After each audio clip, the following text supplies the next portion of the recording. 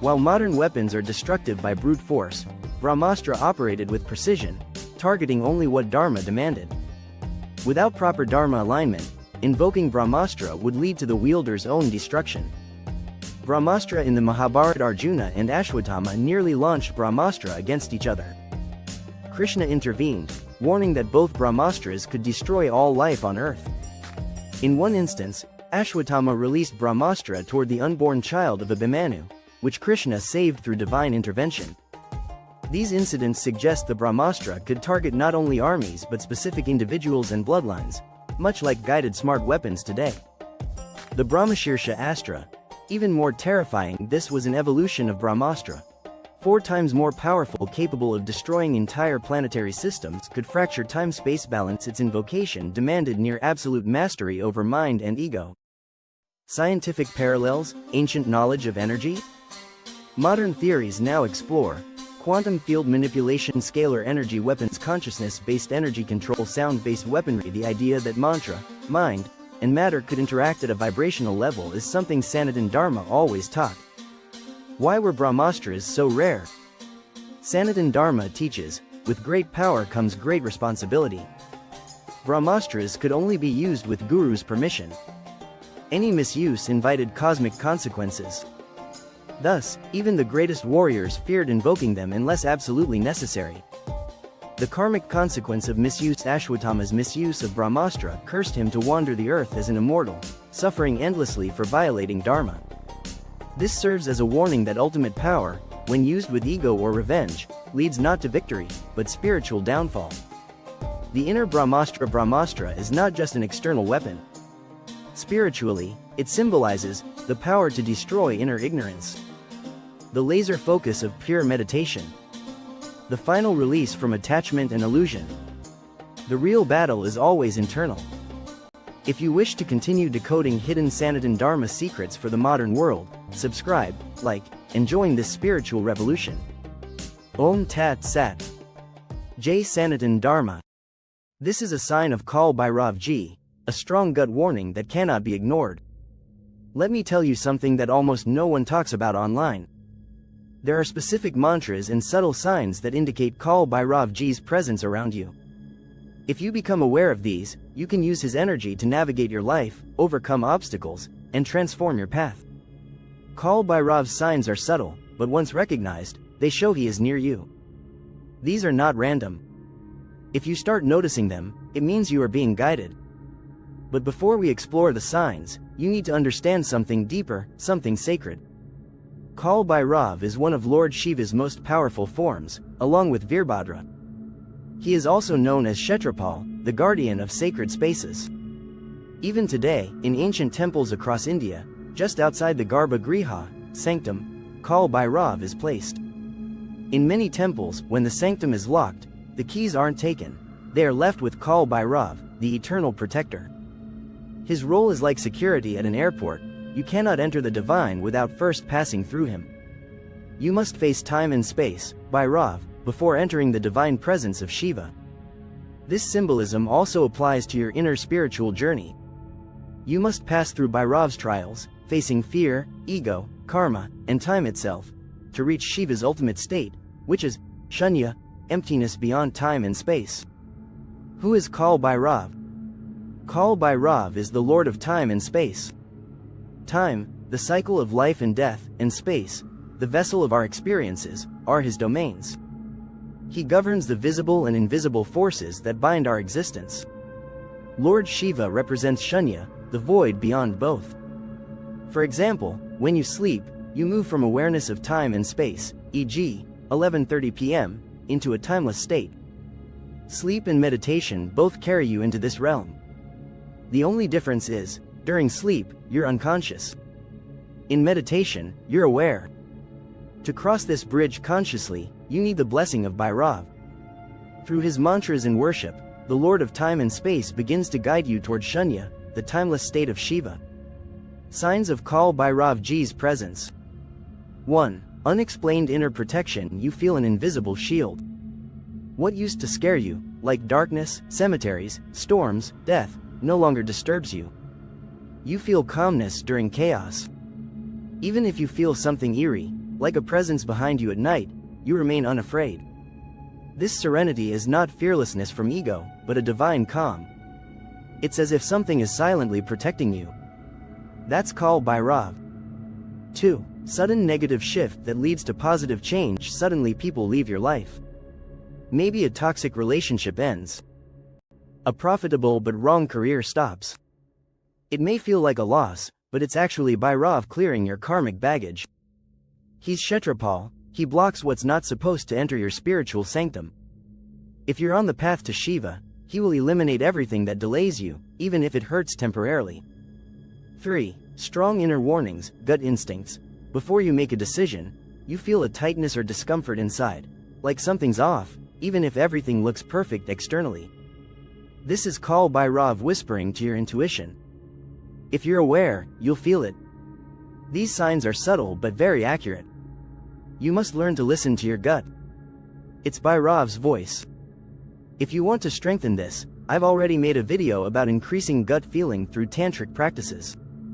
Check the description for the link. 4. Sudden emotional release. Suppressed emotions, past anger, grief, pain, suddenly emerge. Maybe you find yourself crying unexpectedly, or recalling an old heartbreak or trauma. Bhairav wants to cleanse your space. These emotions are energetic blockages that prevent you from experiencing meditation or shunya. He creates events or energy that pull them out, so you can finally be free. 5. Breaking away from the past. You begin to feel disconnected from past identities. Old guilt, repetitive memories, or emotional patterns start fading. You may feel like a new version of yourself is emerging. This isn't escapism, it's purification. Some may feel sadness at this, some may feel lightness. Either way, Bhairav is unbinding your karmic knots. 6. Sudden joy or bliss without reason. You're just sitting, and suddenly feel pure happiness. No cause. No goal. Just peace and contentment. This is a glimpse of shunya. Bhairav is giving you a taste of the void, a spiritual trailer. It's rare and sacred. Don't question it. Just receive and be present. 7. Physical sensations during spiritual practice. When you meditate or enter sacred spaces, you feel heat, shivers, sweat, or pressure in the body. This means your nadis, energy channels, are getting cleansed. The mind's nadi and the life force nadi must be clear to experience true dhyana, meditation. Bhairav begins this cleansing himself. If you're sweating or feeling energy shifts during meditation or satsang, it's a sign he is present. 8. Spiritual flash or sudden conscious shift. This is the rarest sign, a sudden flash of enlightenment. You may see a flower, a sunset, a bird, and feel like everything makes sense. For a moment, the whole portal opens. This is described in Shiva Sutra as Udyamo Bhairava, the spontaneous rising of consciousness. That one flash can awaken your soul. It's not imagination, it's real. You just have to catch that moment. Many saints have been enlightened through such flashes. Mantras and texts to deepen Bhairav connection. There are sacred texts and mantras that help deepen your relationship with Bhairav. Bhairavastava, written by Abhinav Gupta, an acharya of Kashmir Shaivism. Just 5 to 6 verses.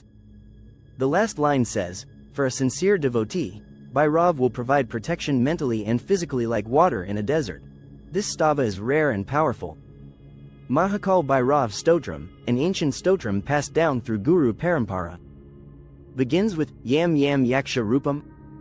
Contains Bij mantras. One rare line says, Gupta Mantra Sunatyam, hidden mantras with divine secrets.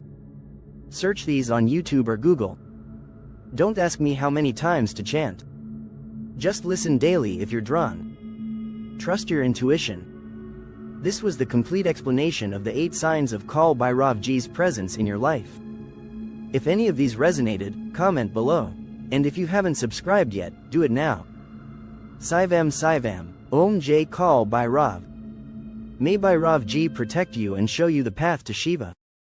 This is how you should do Hanuman Chalisa. Lesser known technique open book. Today in the chapter of Hanuman Chalisa, what I am going to tell you, what I am going to learn, will make your recitation of Hanuman Chalisa more powerful. I will not give you any new mantra. Here, I will not give you any new kriya and I will not add anything new. I am going to present the secret perspective of Hanuman Chalisa in front of you as it is. I am going to present a compound perspective in front of you. I will not even sit here to understand Hanuman Chalisa. I will only explain the structure of Hanuman Chalisa line by line. For this, you should know how Hanuman Chalisa was composed. Some stories say so, even we do not know the truth. But according to the stories, it is said that in the 17th century, when Tulsidas ji was put in jail, he needed help from Hanuman ji, so he started composing Hanuman Chalisa and thus Hanuman Chalisa was born. But Hanuman Chalisa has only 40 quatrains. From Jaya Hanuman Gyan Gan Sagar to Tulsi Das Sada Hari Chaira Ki Jai Nath Hriday Me Dera, there are two types of worship, two types of things. One is done in the community where people do it together. And one thing is personal. That is why in our religion, there are small temples in people's homes and there are big temples outside. In temples, people gather in groups and do all the things, perform all the rituals, worship alone in the house. What is done together is very powerful. You see, Havan is a very powerful thing. If you look at Bhajan Kirtan, it is a different thing. After that, if you don't know, whenever Vedic chanting is done, whenever any mantra is chanted, people do it together. You must have seen, you must have heard, people's voices resonate together and people start chanting together. You will see that people are chanting mantras in the chant with the movements of their hands. It is a completely different process. It is very difficult to describe it in words because when you become sensitive to it, then you will be able to blossom in the arti when people are doing arti of something together, doing arti of a particular form. You see that the form comes alive in front of you. Do that blossom, yes or no in the comments? Tell me, you will do such a thing and this thing is most visible. When it is Ganesh Chaturthi, Ganpati ji arrives and people do a lot of things for Ganpati ji in droves. Then you will see that if you do it with sensitivity, you will see that the form of Ganesh ji has appeared in front of you. That energy will start blossoming in you. So I talked about worship done in community and personal contexts, but this is not the topic. I just told you for understanding. But in personal worship, if there is any top level worship, any ritual of the highest order, then it is Guru Puja or Ishta Devta Puja. This is such a technology, a proof, a process designed by our sages, through which you can invoke energy before doing any sadhana or puja. When a guru gives sadhana to a disciple in the initiation process, gives Guru mantra, he accompanies it with Guru Puja, because the guru cannot reach all the disciples physically. But through Guru Puja, a particular method, the disciple invokes the Guru's energy. Before you recite the Guru mantra, you perform the Guru Puja Kriya, through which the powers of the Guru are invoked. This gives you a different kind of support during your sadhana. You will even feel the presence of the Guru in your room. But you cannot experience this until you do Guru Puja. You can also perform this for your Ishta Devta. I will initiate you in that in the future.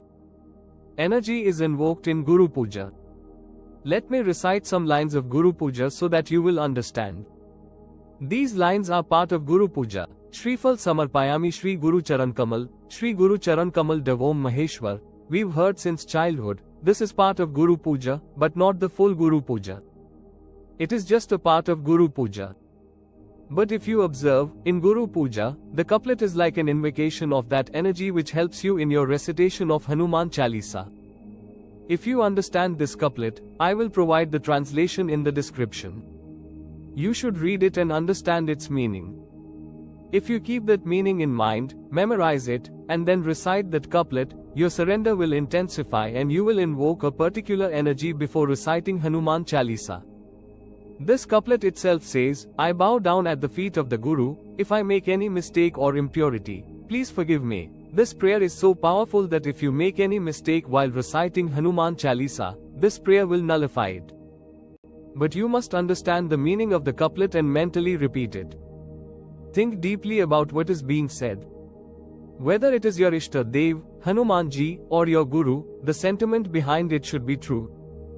Just like Adi Shankaracharya composed Shiva Manas Puja, where you worship Lord Shiva in your mind. I've made a detailed video about it. You'll find the link in the I button above. Similarly, if you do Guru Puja by remembering these couplets, it enhances the power of your Hanuman Chalisa. You all know that in our tradition, Akhand Jyoti, eternal flame, is lit in temples throughout the day or during auspicious events in homes. Why is it done? Because you invoke an energy, and that flame keeps that energy present. To retain that invoked energy, the diya, lamp, is kept burning all day. This is the reason for Akhand Jyoti. In temples, it stays lit all day. Why?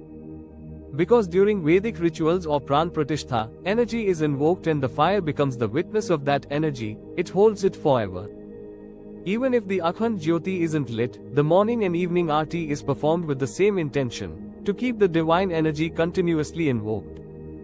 That's why aarti is done every day. A diya must also be lit during Guru Puja.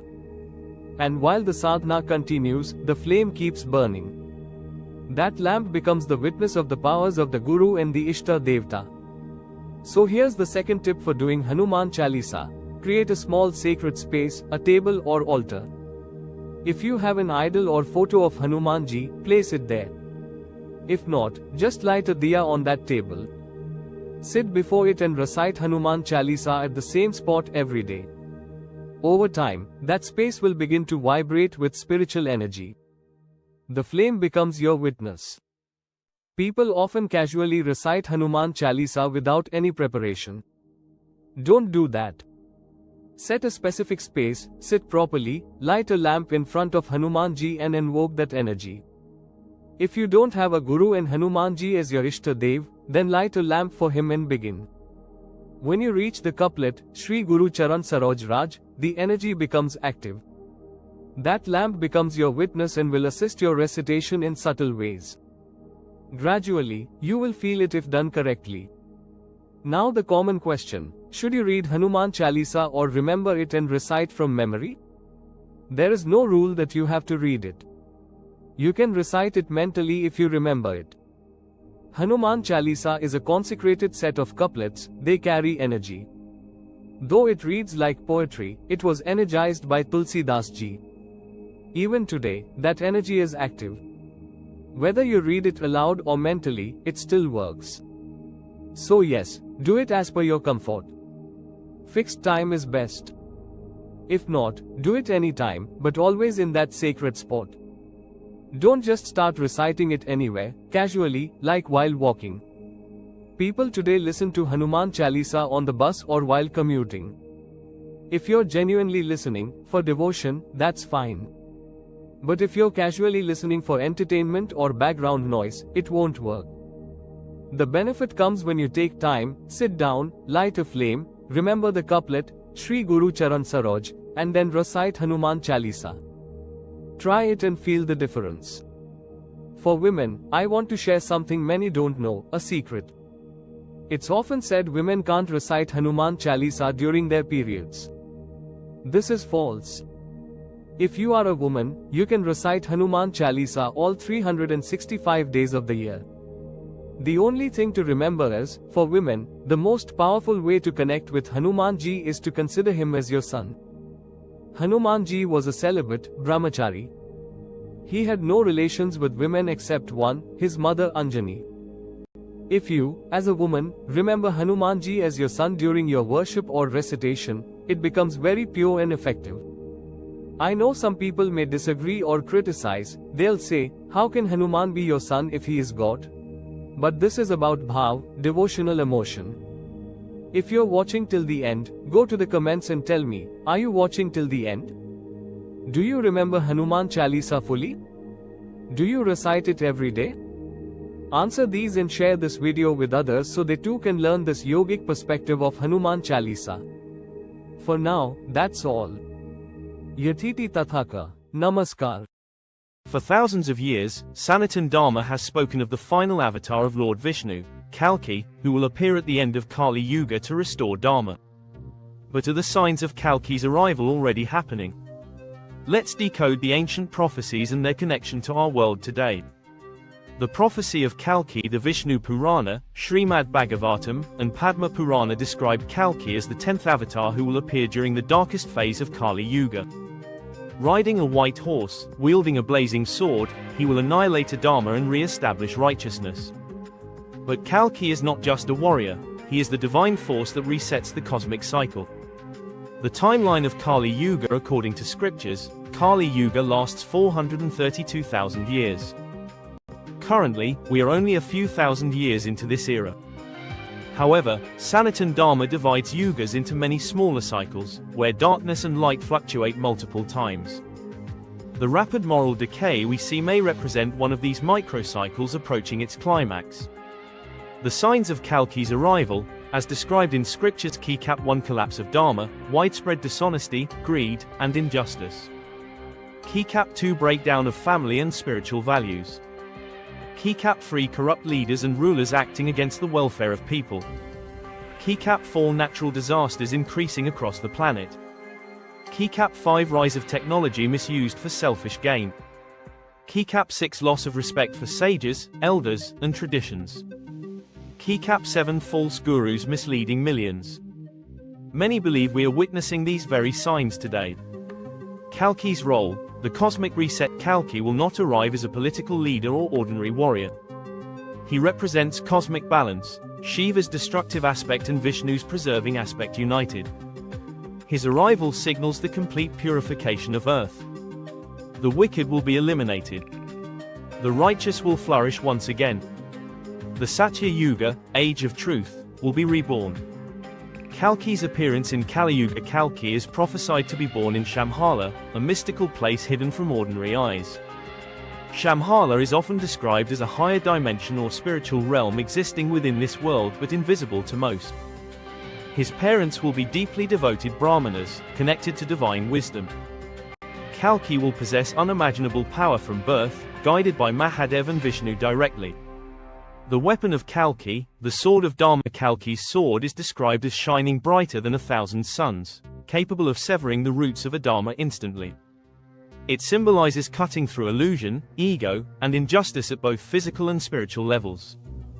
In many ways, it may also represent advanced spiritual energy or cosmic technology beyond human understanding.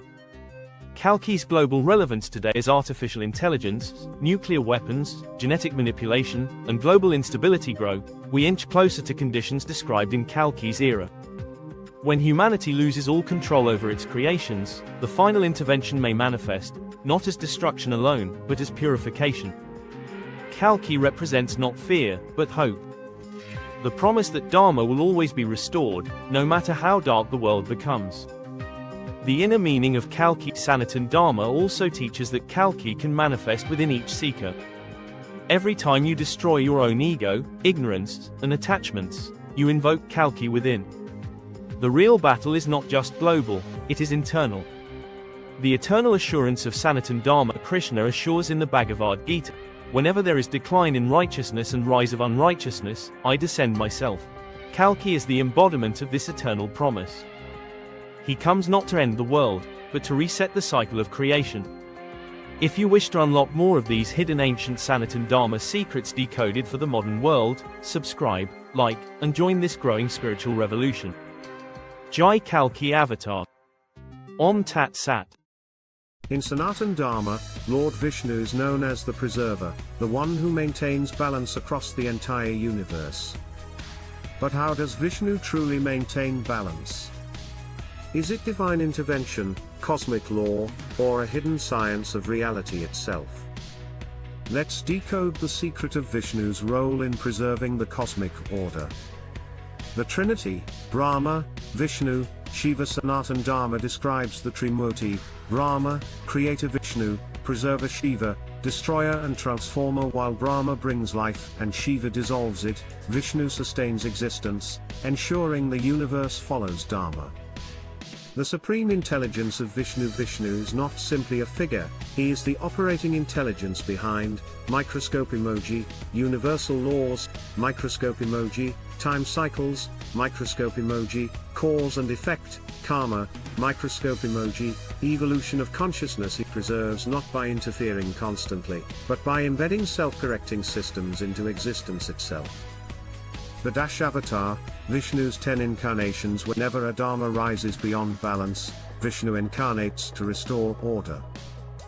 1 keycap emoji, Matsya, fish, saves life from destruction. 2 keycap emoji, Kurma, tortoise, supports the cosmic churning. 3 keycap emoji, Viraha, war, rescues Earth from cosmic depths. 4 keycap emoji, Narasimha, lion man, destroys tyrants defying cosmic law. 5 keycap emoji, banana, dwarf, subdues pride through humility. 6 keycap emoji, Parashurama, restores balance by eliminating corrupt rulers. 7 keycap emoji, Rama, embodiment of Dharma and perfect king.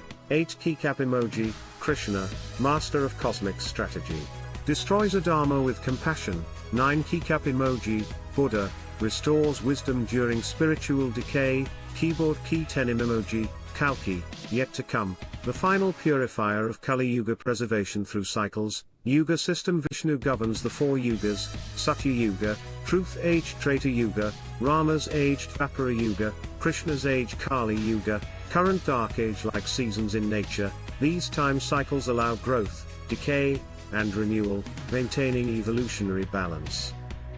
Vishnu's role in the law of karma. Karma operates automatically, but it is Vishnu who ensures. Small orange diamond emoji, justice unfolds across lifetimes. Small orange diamond emoji, souls receive experiences for spiritual evolution. Small orange diamond emoji, Dharma remains the supreme authority. Vishnu's role is both personal and impersonal, acting through the very fabric of existence.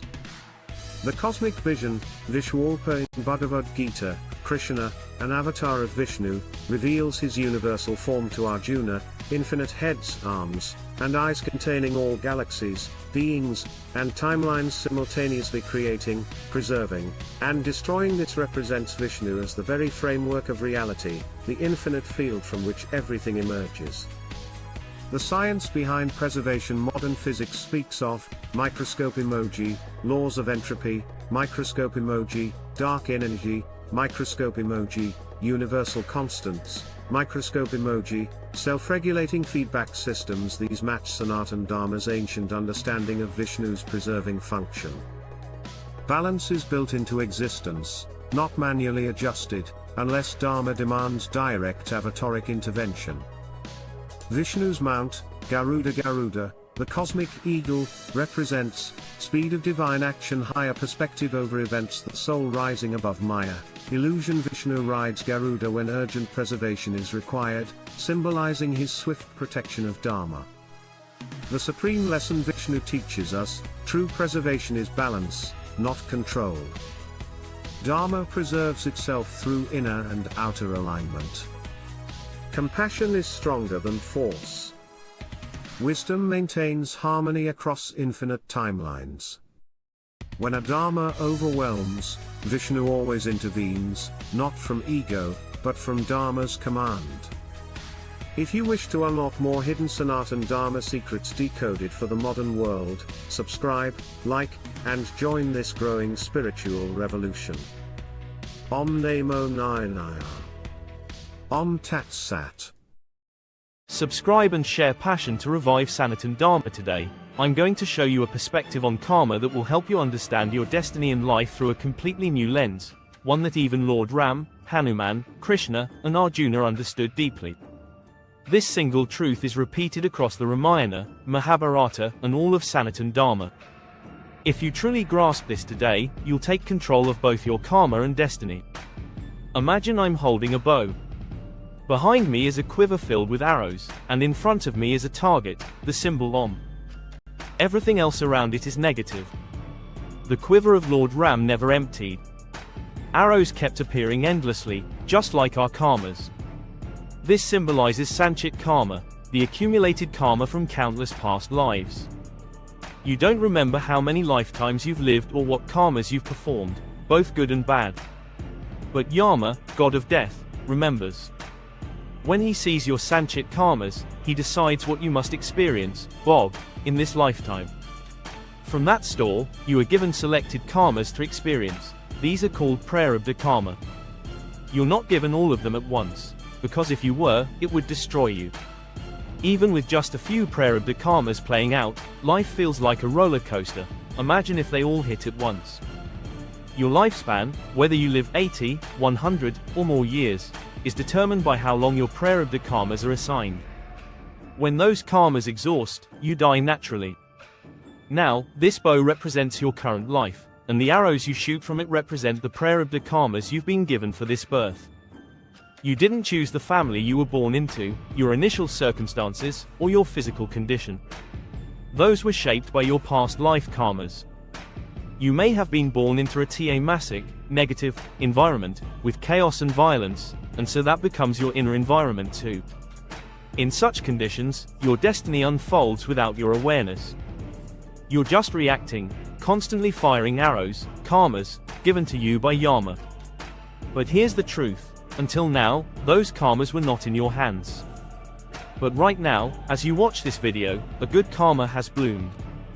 You're now becoming conscious. So the moment you become aware, your karmas shift. Now the arrows you shoot from this bow can go to positive targets.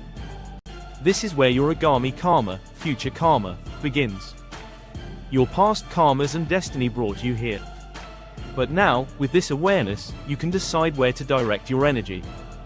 You move from prarabdha karma to kriyamana karma, the karma you create consciously right now.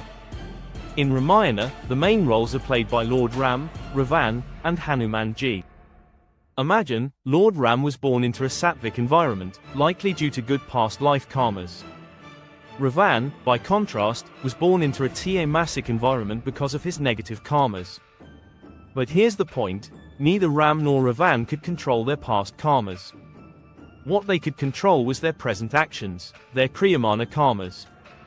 This is the big secret, your energy, Agni, lives in your navel chakra, the Manipura chakra. As long as that fire is alive, you're alive. When you die, it leaves the body. This Agni can rise upward and transform you, or sink downward and destroy you. Who controls this Agni? The wind. The prana. Hanumanji, Pavan Putra. Ram listened to Hanuman, followed the upward wind, and lifted his fire toward divinity. Ravan had Vibhishan, who tried to guide him upward, but he ignored the guidance and pushed his Agni downward, which is why he fell. Eventually, he was killed through the navel, where the fire resided. So what happened? Ram mastered his kriyamana karma, and Ravan failed at his. In the Mahabharata, Krishna taught Arjuna karma yoga, that your action, done consciously and with awareness, decides your destiny.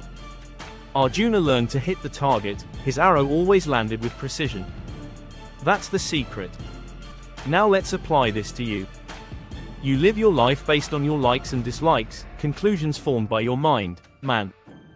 But your intellect, buddhi, knows what's right. For example, Karela, bitter gourd, is healthy, but the mind rejects it and chooses potatoes. That's the difference between buddhi and man. The mind acts on impulses, the intellect acts on truth. If you keep letting the mind lead, you'll keep doing karmas unconsciously. But if you meditate, become more conscious, and start making decisions through intellect, your kriyamana karmas will improve, and your destiny will transform. We are taught in Sanatan Dharma to raise our Agni upward. If you make conscious decisions now, from the place of buddhi, not man, your future will be blessed. Even if your current life feels difficult due to past karmas, let them exhaust. They are just arrows already shot. Accept them. Don't let them affect your present. Keep distance between your destiny, body, which carries past karma, your soul, Atma, which is seeking liberation. The Atma is not yours, it moves on after death. But while it's with you, you have the chance to liberate it.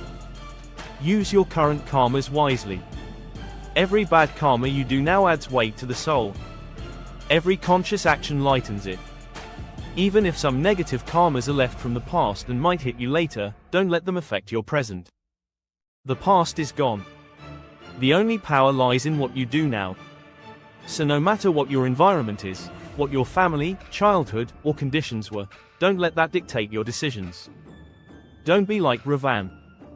Be like Ram. Here's the formula: let past karmas exhaust. Accept them. Don't let your environment dictate your action. Make every new decision consciously. Use intellect, not impulse. Lift your Agni upward. Let Hanuman, the wind, guide you. When you chant Hanuman Chalisa, notice how it begins. Buddhihin Tanu Janike, Samiro Pavan Kumar. You're asking Hanuman to grant wisdom, intellect, and clarity, so you can make right decisions. If you understood what I've shared here, your life can change today. Your karmas are in your hands now. Don't fire arrows blindly anymore. Direct them consciously. Comment below if this connected with you. Like and subscribe so I can share more truths like this with you.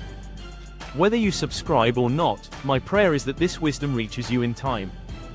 Guru Namaskar, Jai Hanuman, Jai Shri Ram, Om Namah Shivaya. Hidden at the base of every human spine lies a coiled energy, the mysterious Kundalini. Sanatan Dharma describes it as the serpent power, capable of awakening immense spiritual and physical abilities. But is Kundalini awakening? Let's decode this powerful secret from the ancient yogic texts. What is Kundalini? The word Kundalini comes from Kunda, meaning coil or spiral. Kundalini is the dormant divine energy resting at the Muladhara, root chakra, waiting to rise through the spinal column. Its journey upward activates the 7 chakras, unlocking heightened states of consciousness. When fully awakened, it unites with Shiva at the crown chakra, Sahasrara, merging individual identity with universal consciousness.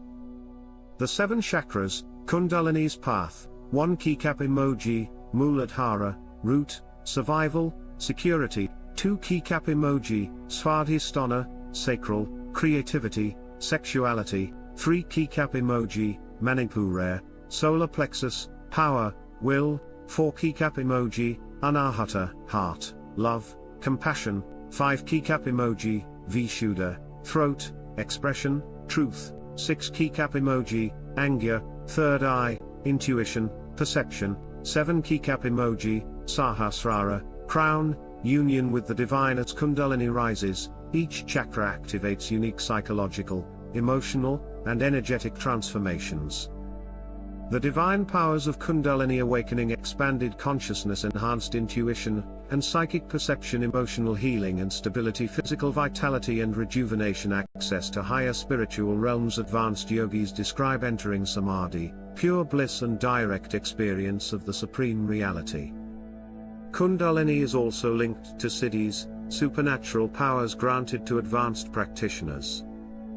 The dangers of premature awakening without proper guidance: forcing Kundalini can lead to emotional instability, physical discomfort, heat, tremors, migraines, mental confusion, paranoia, or even psychosis. Sexual energy imbalances, obsession with power rather than spiritual growth. The ancient texts warn that unprepared individuals risk severe karmic and psychological consequences if ego or greed drive their practice.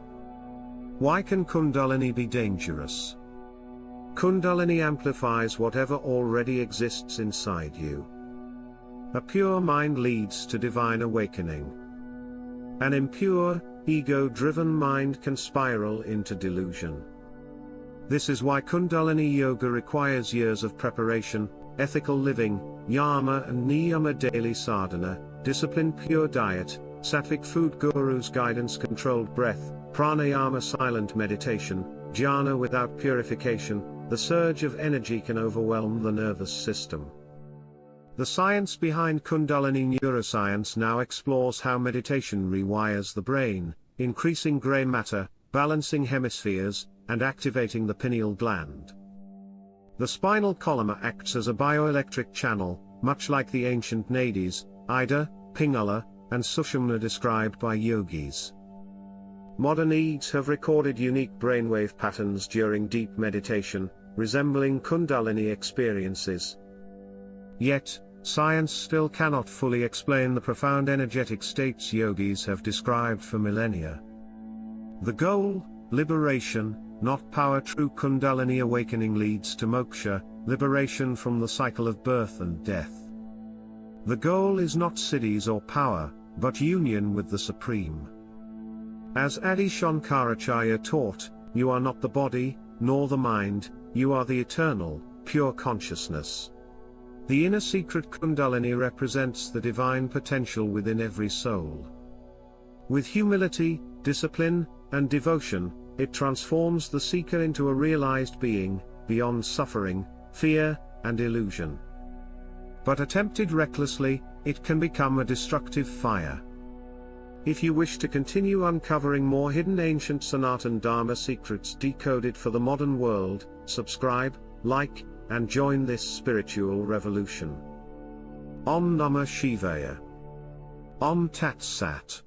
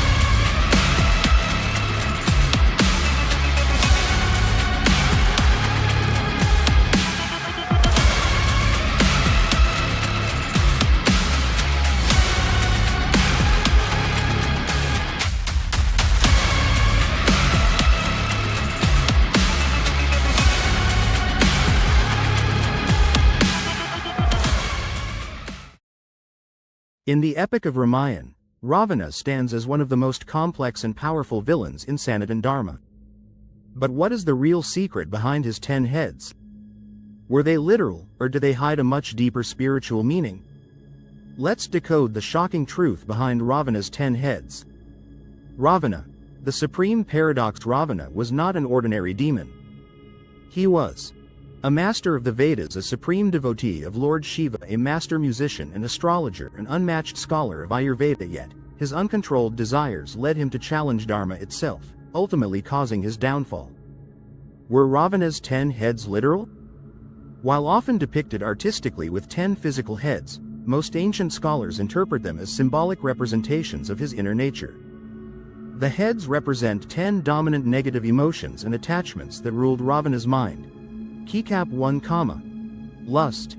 Keycap 2, krodha, anger. Keycap 3, moha, delusion. Keycap 4, lobha, greed. Keycap 5, mada, pride. Keycap 6, matsarya, jealousy. Keycap 7, manas, mind. Keycap 8, buddhi, intellect. Keycap 9, chitta, will, consciousness. Keycap 10, ahamkara, ego. Together, these heads symbolize the uncontrolled mind, corrupted by excess power and attachment. The psychological interpretation: Ravana was an intellectual giant, but his failure was internal mastery. His buddhi, intellect, was powerful, his manas, mind, was active, his chitta, will, was strong, but his ahamkara, ego, dominated everything. Despite great knowledge, his inability to control his desires led him to abduct Sita and wage war against Dharma. The spiritual lesson of Ravana's 10 heads. Sanatan Dharma teaches that every seeker must battle these very tendencies. Lust blinds clarity. Anger destroys peace. Greed traps the soul. Ego fuels self-destruction. Ravana serves as a mirror for all humanity, warning of the dangers of unbalanced power without humility. The scientific parallel: 10 minds, 1 self. In modern terms, Ravana's 10 heads reflect the multiple aspects of human consciousness. Microscope: conscious mind. Microscope: subconscious mind. Microscope: emotional brain. Microscope: conscious mind. Microscopes: control. Microscope: moral compass. Microscope: self-image. Microscope: desire center. Microscope: identity formation. Balancing these forces requires advanced self-awareness, something Sanatan Dharma aims to cultivate through yoga, meditation, and sadhana. Ravana's devotion to Shiva. Despite his flaws, Ravana was an intense devotee of Lord Shiva. His Shiva Tandava Stotram remains one of the most beautiful hymns ever composed, demonstrating his deep spiritual knowledge. This duality of profound devotion and destructive ego makes Ravana's story uniquely tragic and educational. The true power of 10 heads: when mastered, these 10 aspects can lead to wisdom, power, and spiritual growth. But when uncontrolled, they create inner demons capable of destroying even the most brilliant mind. Ravana is not just a villain, he is the embodiment of the unbalanced self. Ravana's role in Dharma: in Sanatan Dharma, even adharmic forces serve Dharma. Without Ravana, Lord Rama's divinity would not have been revealed. Without challenge, Dharma cannot demonstrate its victory. Ravana's fall serves as the eternal reminder that knowledge without humility invites destruction. If you wish to continue unlocking more hidden Sanatan Dharma secrets decoded for the modern world, subscribe, like, and join this growing spiritual revolution. Om Namah Shivaya. Jai Shri Ram. Jai Sanatan Dharma.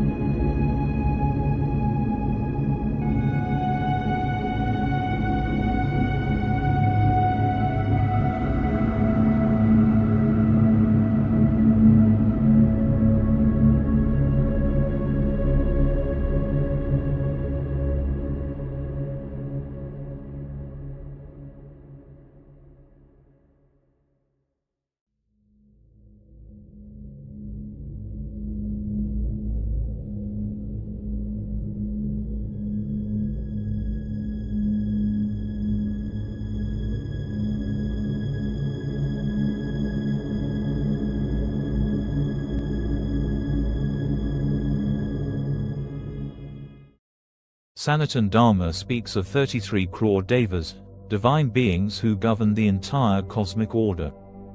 But who are these 33 crore deities? Is this literal, symbolic, or hidden cosmic knowledge?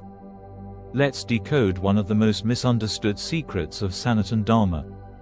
The origin of 33 crore devas, the number 33 crore, or 330 million, comes from misinterpretation over time. In the Vedas, the original reference is to 33 principal devas, not 33 crore as we often hear today. These 33 devas are categorized into specific groups governing the cosmos. The 33 principal devas, the cosmic administrators, small diamond 12 adityas, solar deities representing universal laws, time, seasons, and creation, small diamond 11 rudras, forms of Lord Shiva representing transformation, dissolution, and breath, small diamond 8 vasus, elemental forces like earth, water, fire, air, space, sun, moon, and stars, small diamond 2 Ashwini Kumars, celestial physicians of the gods. Together, they form the divine architecture maintaining cosmic balance. Where did 33 crore come from? In Sanskrit, koti can mean both type, category, and crore, 10 million.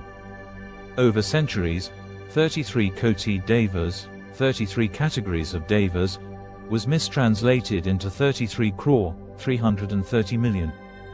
Sanatan Dharma's original teaching focused on principles of cosmic management, not literal countless gods. Are there actually millions of devas? In deeper philosophy, yes. The Vedas teach that divinity is infinite, present in every atom, soul, and dimension. Every force of nature, every law of physics, every form of energy, every conscious being, is a reflection of the divine. Therefore, potentially, there are countless manifestations, a living, breathing multiverse governed by Dharma. Scientific parallels of 33 devas. Many modern scientists now see these deities as representations of natural laws, vasus, elements and forces of physics, time and space, adityas, cosmological constants, energy transformation, rudras, birth, decay, rebirth cycles, healing and medicine, Ashwini Kumars, biological and energetic balance. The Rishis encoded deep scientific principles using divine archetypes. The devas reside within you. Sanatan Dharma teaches that the devas are not only external beings but exist within the human microcosm. The 5 elements form your body, the breath is ruled by the rudras, your life cycles mirror cosmic time, healing powers exist within your own consciousness, the seeker is both part of the cosmos and the entire cosmos itself. What is God in Sanatan Dharma? Sanatan Dharma sees no contradiction between one God and many devas. The supreme truth is Brahman, formless, infinite, absolute. The devas are manifestations of that one supreme consciousness performing various functions across creation. As the Rigveda declares, Ekam Sat Vipra Bahuda Vedanti, the truth is one, but the wise call it by many names. The purpose of 33 devas in human life, the devas are invoked to maintain harmony with nature, align your mind with universal forces, assist in sadhana, spiritual practice, grant boons or remove obstacles when called with pure devotion. When you chant mantras, perform yajnas, or meditate, you align with these cosmic intelligences. Why this knowledge was preserved? The ancient Rishis encoded this knowledge so that humanity would live in harmony with nature. Science and spirituality would never be separated. Power would always remain guided by Dharma. Today, science is only beginning to recognize the universal codes the Rishis described millennia ago. If you wish to unlock more hidden Sanatan Dharma secrets decoded for the modern world, subscribe, like, and join this global spiritual revolution. Om Tat Sat. Jai Sanatan Dharma. In the depths of Sanatan Dharma lies one of the most powerful and terrifying symbols of all time, Lord Shiva's third eye. But what is the real secret behind the third eye? Is it merely a symbol of destruction, or does it hide a deeper spiritual science? The third eye, the eye of supreme consciousness. Shiva's third eye is located at the center of his forehead, between the two physical eyes. It is called the Angya chakra, the command center of the mind, intuition, and higher awareness. While the two physical eyes see the external world, the third eye sees truth beyond illusion, the past, present, and future, the ultimate nature of reality. This is why Shiva is called Trinitra, the three-eyed one. The destructive power of the third eye. When Shiva opens his third eye, entire worlds dissolve, negative forces are instantly incinerated, illusion, Maya, is shattered. The third eye does not destroy for ego, it destroys adharma, falsehood, and attachments that block spiritual evolution. It is cosmic purification, not blind annihilation. Famous third eye incidents: fire emoji, Shiva burns Kamadeva, god of desire, into ashes for disturbing his meditation. Fire emoji, Shiva incinerates Tripurasura's flying fortresses, Tripura Samhara. Fire emoji, the third eye ends cosmic threats when no other power can restore Dharma. These are not random acts, they symbolize the destruction of lust, ego, pride, and illusion. Scientific parallels: the pineal gland. Modern science locates the pineal gland at the exact center of the brain, correlating to the third eye. The pineal gland regulates circadian rhythm, releases melatonin, influences spiritual states during deep meditation. Ancient yogis activated this gland through pranayama, breath-controlled dhyana, meditation, mantra chanting. Many believe full awakening of the pineal gland grants visions, psychic abilities, and direct cosmic perception, matching descriptions of Shiva's third eye. The spiritual third eye, inner awakening. Spiritually, opening the third eye means seeing beyond duality, detaching from Maya, realizing the unity of all existence, awakening to Brahman, the supreme consciousness. This is the goal of yogic and tantric paths, not superpowers, but ultimate freedom. Why Shiva keeps his third eye closed? The world operates through cycles of karma and learning. Shiva's third eye opens only when the cosmic balance is deeply threatened. Premature destruction interferes with the soul's evolutionary journey. Shiva's control over his third eye reflects absolute mastery over anger, desire, and ego. The mantra of the third eye: Trayambakam yajamahe shugandhim pushtivardhanam urvarukamiva bandhanan reachyor mukshya mamritat. This Mahamrityunjaya mantra invokes the healing, protective, and awakening powers of Shiva's third eye. It protects from untimely death, guides spiritual progress, and removes deep, karmic blocks. The third eye in you. Every human carries the seed of Shiva's third eye. Through discipline, devotion, and meditation, you awaken higher awareness. The real destruction is not physical, it is the burning away of ignorance, attachments, and fear. The awakened third eye reveals the truth that you are not the body, not the mind, but the eternal witness. The supreme message: destruction is not punishment. It is necessary for rebirth, transformation, and higher evolution. When Shiva opens his third eye, existence is reset, Dharma is restored, and consciousness rises. If you wish to continue unlocking Sanatan Dharma secrets decoded for the modern world, subscribe, like, and join this growing spiritual revolution. Om Namah Shivaya. Om Tat Sat. In the depths of Sanatan Dharma lies one of the most powerful and terrifying symbols of all time, Lord Shiva's third eye. But what is the real secret behind the third eye? Is it merely a symbol of destruction, or does it hide a deeper spiritual science? The third eye, the eye of supreme consciousness. Shiva's third eye is located at the center of his forehead, between the two physical eyes. It is called the Angya chakra, the command center of the mind, intuition, and higher awareness. While the two physical eyes see the external world, the third eye sees truth beyond illusion, the past, present, and future, the ultimate nature of reality. This is why Shiva is called Trinitra, the three-eyed one.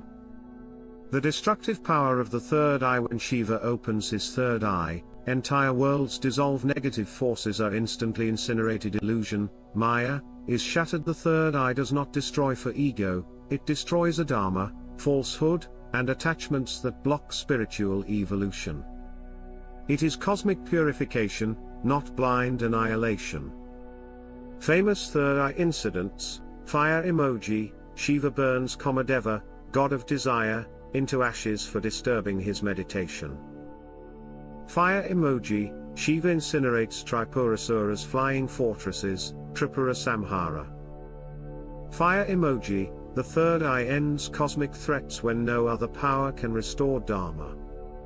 These are not random acts, they symbolize the destruction of lust, ego, pride, and illusion. Scientific parallels: the pineal gland. Modern science locates the pineal gland at the exact center of the brain, correlating to the third eye. The pineal gland regulates circadian rhythm, releases melatonin, influences spiritual states during deep meditation. Ancient yogis activated this gland through pranayama, breath-controlled dhyana, meditation, mantra chanting. Many believe full awakening of the pineal gland grants visions, psychic abilities, and direct cosmic perception, matching descriptions of Shiva's third eye. The spiritual third eye, inner awakening. Spiritually, opening the third eye means seeing beyond duality, detaching from Maya, realizing the unity of all existence, awakening to Brahman, the supreme consciousness. This is the goal of yogic and tantric paths, not superpowers, but ultimate freedom. Why Shiva keeps his third eye closed? The world operates through cycles of karma and learning. Shiva's third eye opens only when the cosmic balance is deeply threatened. Premature destruction interferes with the soul's evolutionary journey. Shiva's control over his third eye reflects absolute mastery over anger, desire, and ego. The mantra of the third eye: Trayambakam Yajamahe Shugandhim Pushtivardhanam Urvarukamiva Bandhanan Mrityor Mukshya Mamritat. This Mahamrityunjaya mantra invokes the healing, protective, and awakening powers of Shiva's third eye. It protects from untimely death, guides spiritual progress, and removes deep, karmic blocks. The third eye in you. Every human carries the seed of Shiva's third eye. Through discipline, devotion, and meditation, you awaken higher awareness. The real destruction is not physical, it is the burning away of ignorance, attachments, and fear. The awakened third eye reveals the truth that you are not the body, not the mind, but the eternal witness. The supreme message: destruction is not punishment. It is necessary for rebirth, transformation, and higher evolution. When Shiva opens his third eye, existence is reset, Dharma is restored, and consciousness rises. If you wish to continue unlocking Sanatan Dharma secrets decoded for the modern world, subscribe, like, and join this growing spiritual revolution. Om Namah Shivaya. Om Tat Sat. Sanatan Dharma teaches us that existence is not limited to just Earth and the visible universe. Hidden across multiple dimensions are lokos, higher and lower realms where beings reside according to their karma and spiritual evolution. But are these lokos mythical, or could they reveal a cosmic map of parallel realities beyond science's reach? Let's decode the 7 higher lokos, realms beyond Earth. What are lokos? The word loka means world, plane, or dimension.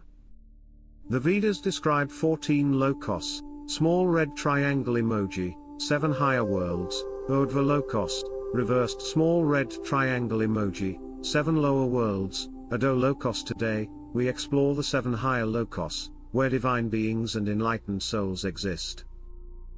1 keycap emoji, Bhuloka, the physical world, Earth. This is our plane, the realm of physical matter, karma, and human experience.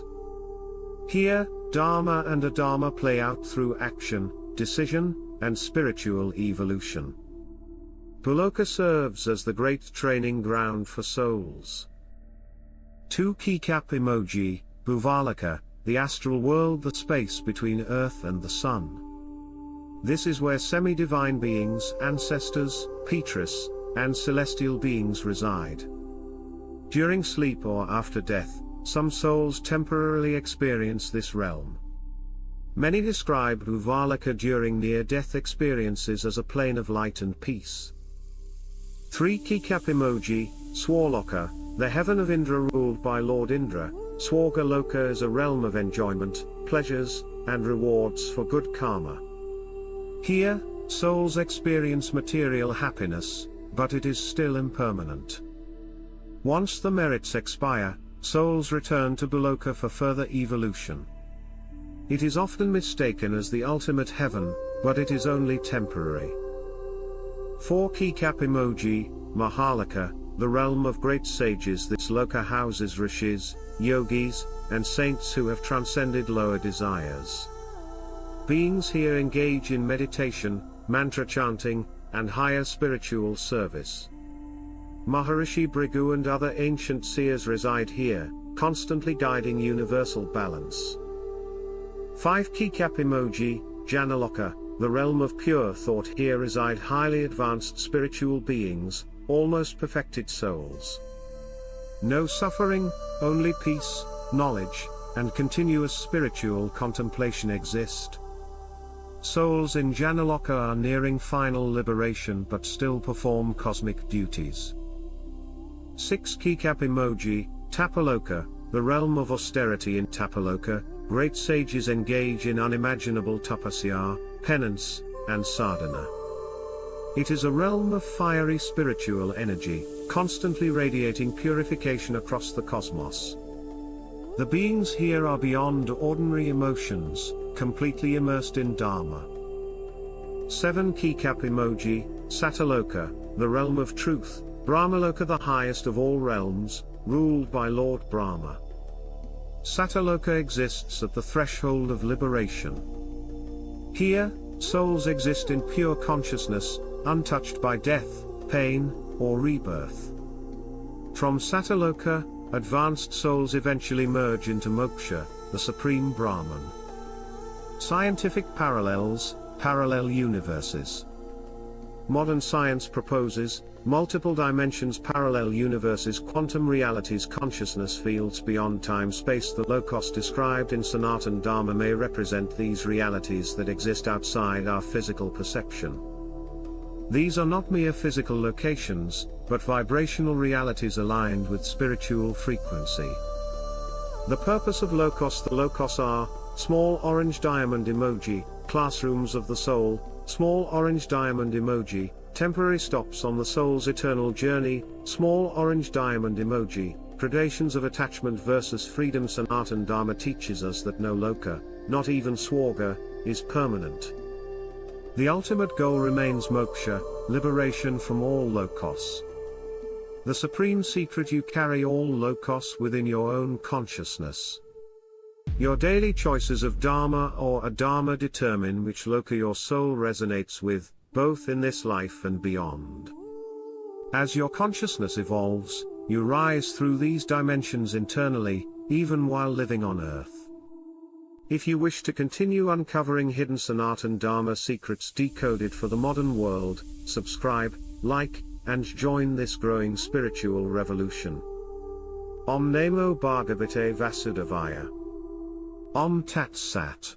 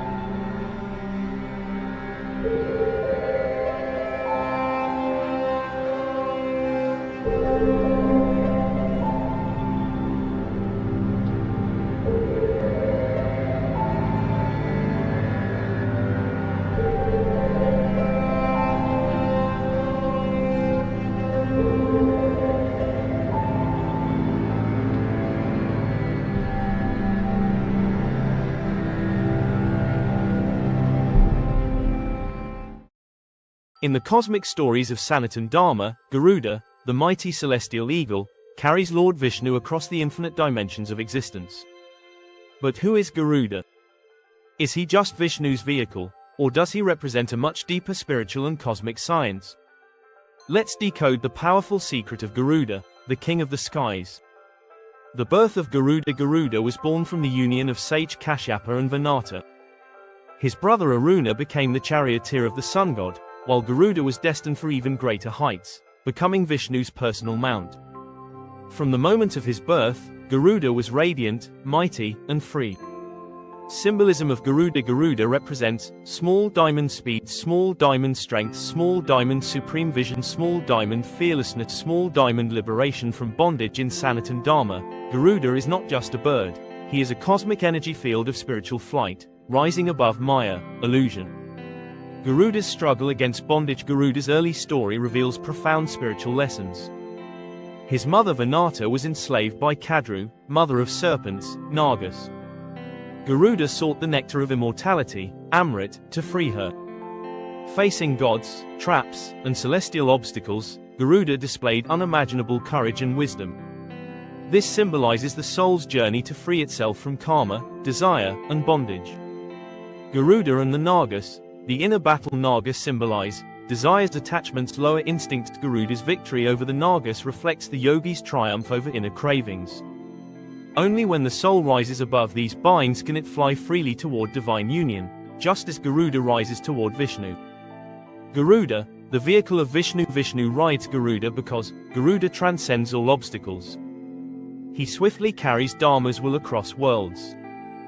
He acts as protector of the righteous. Whenever a Dharma rises, Garuda's wings carry Vishnu's intervention instantly.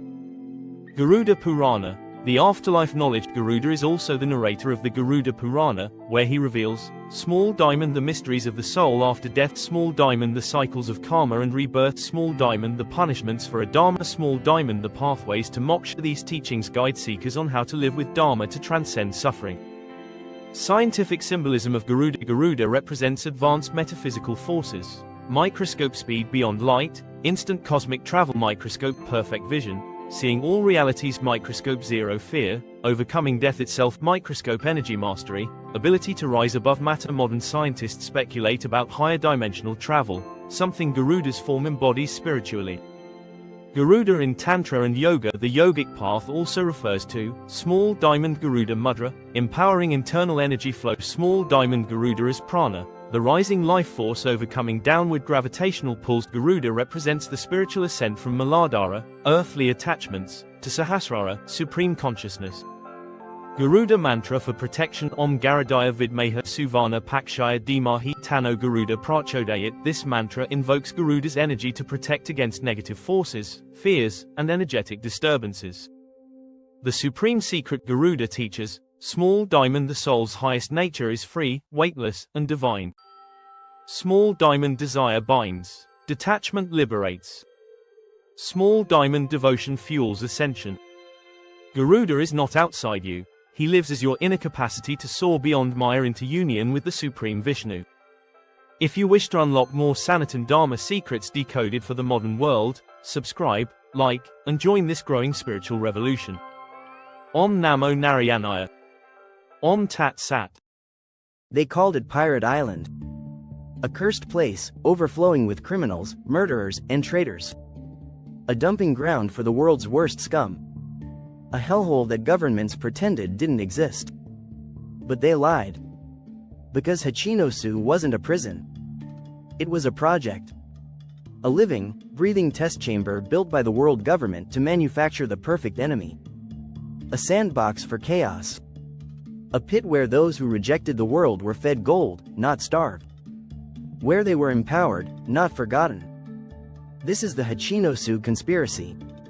The secret history of Pirate Island that proves everything we've been told is a deception. Let's begin with a simple question. Why would the world government allow an entire island of criminals to remain active for decades without ever launching a buster call? They have destroyed islands for far less. Ohara was wiped out for reading. Eni's lobby was turned to rubble for rebellion. But Hachinosu?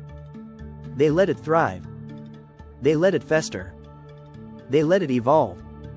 Why? Because they needed it. You see, the celestial dragons believe in control. But they also believe in cycles. Chaos is not the enemy, it is the fuel. And Pirate Island was their safety valve. A place to direct evil. To collect it.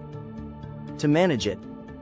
And if it ever grew too strong, they'd destroy it and start over. But something went wrong. Because one man walked into that experiment and broke it. Rox D. Zebek. Rox didn't just conquer Hachinosu. He revealed its secret.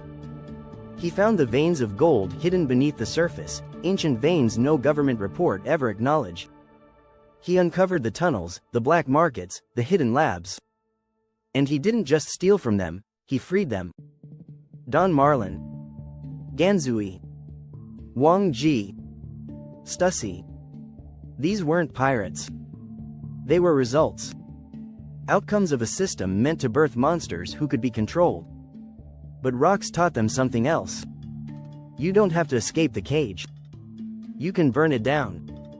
And from that moment, Pirate Island ceased to be a prison. It became a capital. The black capital of those erased by history. But let's go deeper. Who are these original followers of Rox? Not by name, but by design. Ganzui, the armored smuggler, was a logistics mastermind. He ran underworld networks across the West Blue. He wasn't hunted, he was licensed. Stussy, or Buckingham Stussy, was more than a thief. She was a former scientist. a rogue from Mads. Her knowledge of cloning and bloodlines made her a target and an asset. Wang Ji was a pirate guru. Not a fighter. A strategist. He predicted government moves like weather patterns. He once outmaneuvered 5 navies in a single week. And Don Marlin? He's the key. A gangster inspired by the syndicates of the West. But his real crime was that he knew too much. About the celestial dragons' trade networks. About secret routes. About God Valley. Every one of them ended up on Hachinosu. And not by accident. They were placed there. To observe. To test. To play the game. But Rox didn't play. He changed the board.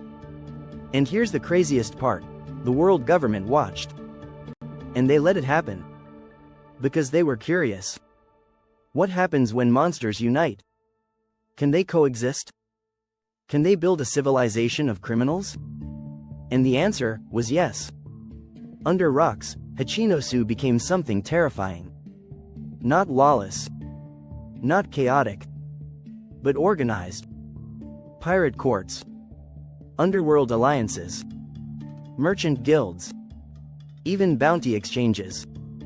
All regulated through Davy backfight rules.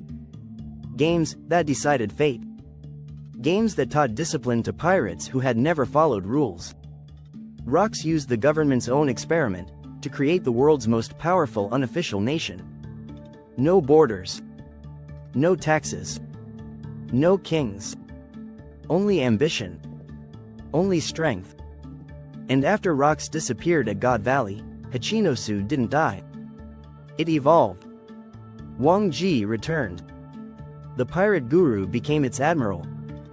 Don Marlin passed the underworld code to his successors. Ganzui's designs were replicated by Moria's zombie army. And the spirit of the island lived on. Until now. Because Blackbeard didn't just choose Hachinosu. He was born for it. He is the final phase of the experiment. The result of decades of blood, betrayal, and buried gold. While Luffy represents the dawn, Teach is the dusk. While Luffy builds from nothing, Teach absorbs everything. And now, as chapter 1155 ends, we see the ships return. The Rox pirates rise again. And the shadow of Pirate Island looms larger than ever. But here's the truth. Hachinosu is not the threat. It never was. The real threat is the idea. The idea that a world without celestial dragons, without law, can still function. Because that idea? It terrifies the world government more than Joy Boy ever could. Because if criminals can govern themselves, then what even is justice? The final war won't begin in Marijoy. It will begin on the island they thought they controlled. And when the smoke clears and the blood dries, we'll see the truth. That Hachinosu was never a prison. It was a prophecy. And Rox was its prophet. He turned a dumping ground into a dynasty. He took a failed experiment and turned it into revolution. And Blackbeard? He is simply the next wave. The tsunami that will finish what Rox began. Because while the world looks to Egghead, the true battlefield is already prepared. The gold veins still flow. The weapons are still buried. The monsters have returned. And the island that was never meant to survive is about to decide the fate of the world. Welcome to Pirate Island. Welcome to Hachinosu. In the heart of Ramayana lies one of the greatest medical mysteries of Sanatan Dharma, the legendary Sanjivani Booty, the herb that could bring the dead back to life. But was Sanjivani Booty merely a myth? Or did ancient India possess an actual elixir of life that modern science has yet to rediscover? The legend of Sanjivani Booty during the Battle of Lanka, Lakshmana, Lord Rama's brother, was struck by a fatal weapon from Ravana's son Indrajit. With Lakshmana near death, Hanuman was instructed to fetch Sanjivani Booty from Mount Dronagiri. Unable to identify the exact herb, Hanuman lifted the entire mountain and brought it to the battlefield. The herb revived Lakshmana, saving Dharma itself. Where is Mount Dronagiri? Many believe Mount Dronagiri, also called Gandhamadana, still exists in the Himalayas, particularly near the Uttarakhand region of India. Botanists and spiritual seekers continue searching for plants in these mountains that possess incredible healing properties. Some believe Sanjivani may still exist, hidden, or perhaps extinct, its knowledge lost with time. What could Sanjivani have been? Ayurveda describes numerous herbs with powerful healing effects. Small diamond ashwagandha enhances vitality and strength. Small diamond brahmi sharpens memory and mental clarity. Small diamond amalaki promotes longevity and immunity. Small diamond guduchi giloy boosts immunity and detoxifies the body, but none fully match the ability to revive the dying instantly, the signature property of Sanjivani booty. It may have been a rare combination or a species yet undiscovered. Modern science and the search for Sanjivani today, researchers study compounds like microscope, stem cell regeneration microscope, anti-aging molecules microscope, genetic repair enzymes microscope, nanomedicine. The Sanjivani booty may represent an ancient understanding of cellular rejuvenation far ahead of its time. Some scientists propose that ancient rishis may have unlocked epigenetic keys to extend life, preserve organs, or reverse cellular death. Vibrational medicine and mantras. Sanatan Dharma also describes how mantras themselves, when combined with herbs, enhance their potency. The use of vibration, energy fields, and consciousness may have amplified the effects of Sanjivani. The fusion of mind, mantra, and matter was a cornerstone of ancient medicine. The deeper meaning of Sanjivani beyond physical healing, Sanjivani also symbolizes small diamond, the power of devotion; Hanuman, surrender; small diamond, the triumph of Dharma over destruction; small diamond, the faith that even in the darkest moment, life can be restored by divine grace in many ways. Sanjivani represents the ultimate lesson of hope and resilience. Could Sanjivani return? As science advances in longevity, genetic editing, and consciousness studies, humanity may once again rediscover fragments of what ancient rishis knew. Perhaps Sanjivani is not lost, only hidden, waiting for the right level of consciousness to safely access its power. The eternal message Sanatan Dharma teaches us that life itself is sacred. When aligned with Dharma, both medicine and technology become tools of divine healing. But when driven by ego, they become dangerous. Sanjivani booty is not just about cheating death, it is about respecting life. If you wish to explore more hidden ancient Sanatan Dharma secrets decoded for the modern world, subscribe, like, and join this growing spiritual revolution.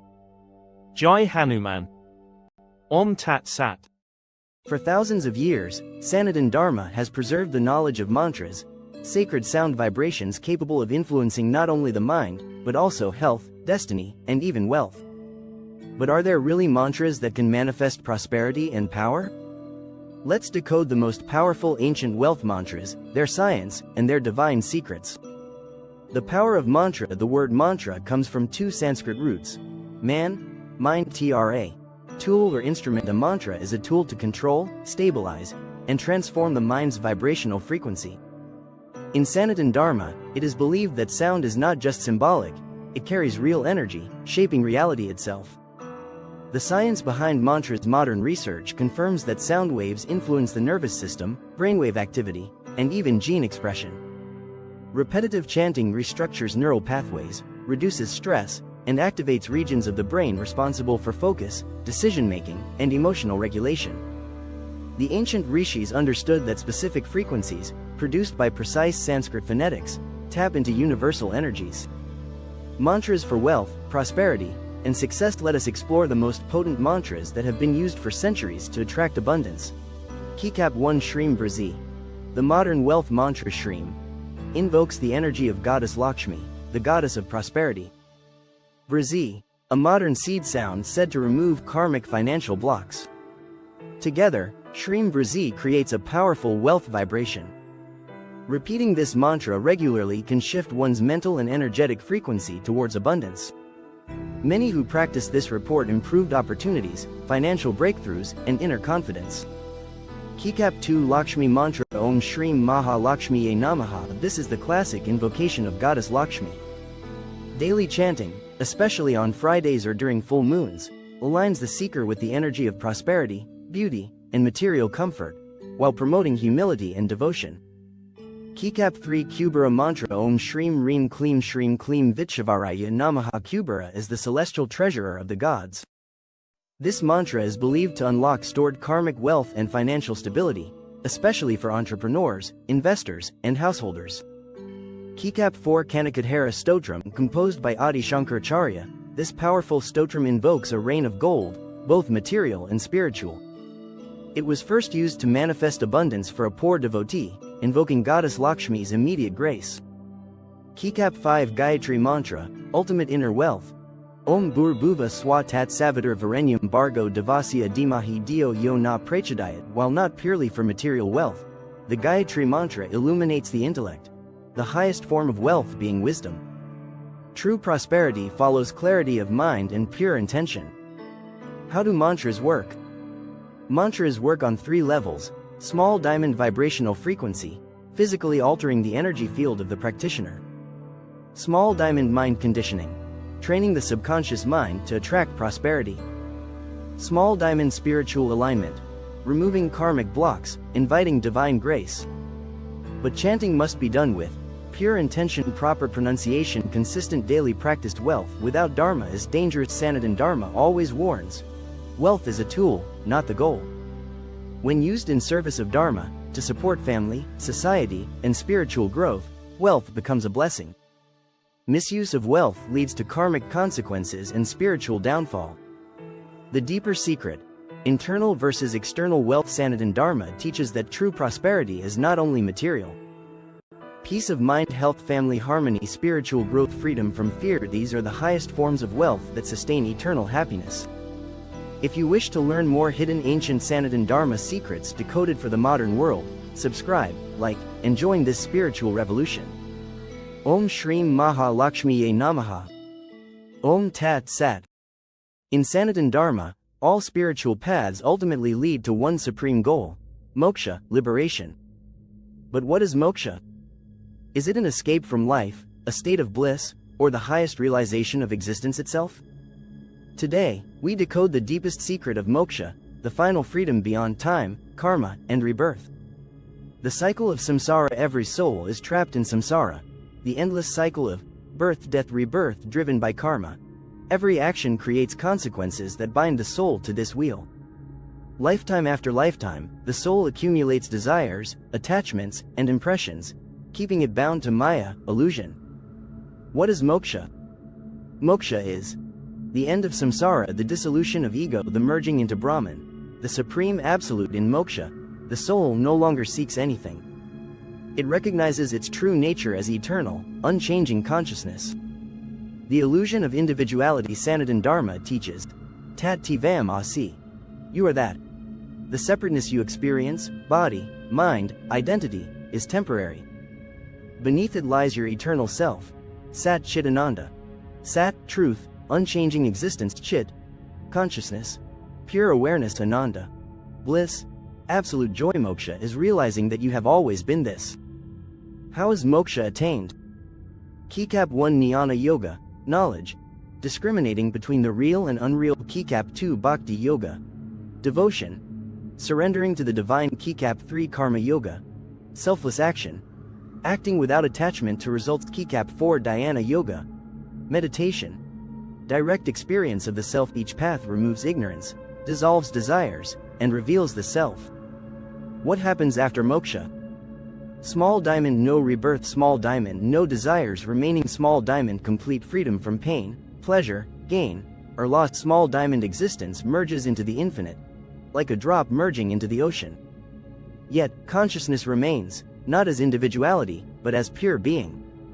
Moksha is not escape, it is awakening. Many think moksha means running from life. In truth, moksha means fully living without fear, fully acting without craving, fully loving without attachment, fully existing without ego. You experience freedom while still alive, Jivan Mukti, liberation while embodied. The role of guru and grace. The journey to moksha is nearly impossible without small diamond guru, spiritual teacher; small diamond, divine grace; small diamond, inner discipline. The guru removes ignorance and points directly to the self.